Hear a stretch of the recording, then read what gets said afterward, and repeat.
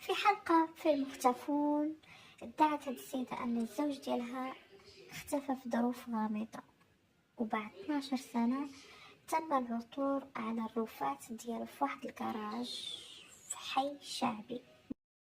فتش على راجلي اللي اختفى في شهر 3 في 12 2012. جا موراه شي واحد ومشى معاه من تما رجع. الله يرحم الوالدين اللي شافوا ولا جاب عليه الخبر في شي بلاصه يعلم التوزيم ولا الرقم اللي على الشاشه. ولا كنت كتشوفني راه ولادك توحشوك والوالدين ديالك وحنا كلشي. ديالي هذه 33 عام باش تزوجنا انا وياه، وعندنا 3 الوليدات.